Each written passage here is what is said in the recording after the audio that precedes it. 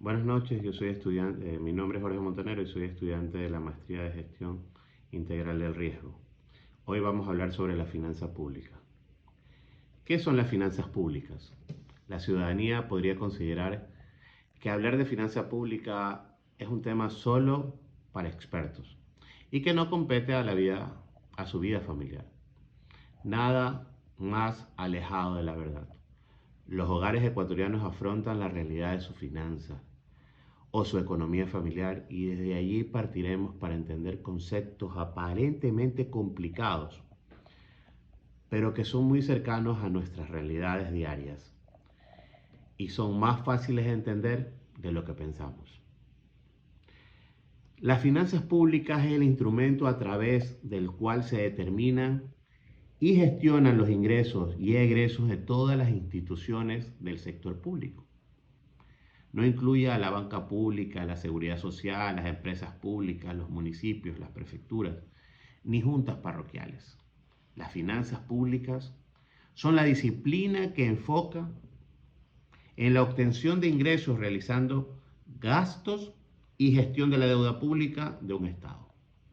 Es decir, no debería generarse una deuda pública que en el largo plazo obligue, por ejemplo, a elevar impuestos o a recortar beneficios a los ciudadanos. ¿Qué comprende el sector público? Dirección de Comunicación Social, el sector público lo conforman los ministerios y otras instituciones del Estado, como el Ministerio de Salud, el Servicio Nacional de Gestión de Riesgo, los gobiernos autónomos descentralizados, como las prefecturas, municipios y juntas parroquiales y rurales.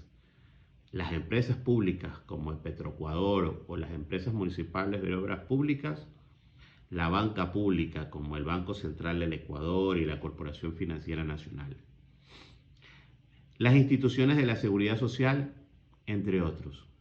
Todas estas instituciones prestan bienes y servicios a la sociedad y se las conoce como el sector público.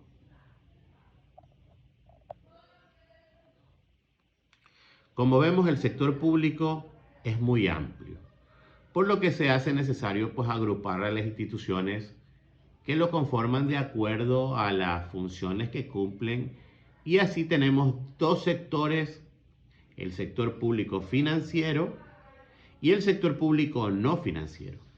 Al sector público no financiero al sector público financiero pertenecen los bancos o instituciones financieras públicas, como por ejemplo el Banco Central del Ecuador, el Banco del Estado, la Corporación Financiera Nacional, el Banco Nacional de Fomento, entre otros.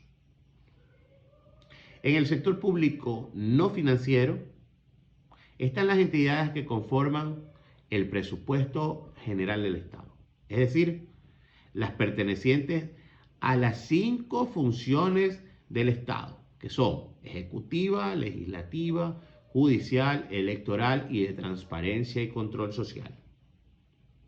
También pertenecen a este grupo los gobiernos autónomos descentralizados, universidades públicas, empresas públicas y las instituciones que conforman la seguridad social como el IES, la ISFA y la ISPOL. En el marco legal organizacional, la Constitución de la República del Ecuador establece el marco fundamental que posiciona la planificación del desarrollo como un deber del Estado para la consecución del buen vivir, y a las políticas públicas como medios para lograr los objetivos del Plan Nacional del Buen Vivir, conforme muestran los siguientes artículos. Artículo 280. El Plan Nacional de Desarrollo es el instrumento al que se sujetarán las políticas, programas y proyectos públicos, la programación y la ejecución del presupuesto del Estado, y la inversión y la asignación de los recursos públicos, coordinar las competencias exclusivas entre el Estado central y los gobiernos autónomos descentralizados. Su observancia será de carácter obligatorio para el sector público e indicativo para los demás sectores. En el artículo 293 La formulación y la ejecución del presupuesto general del Estado se sujetarán al Plan Nacional de Desarrollo.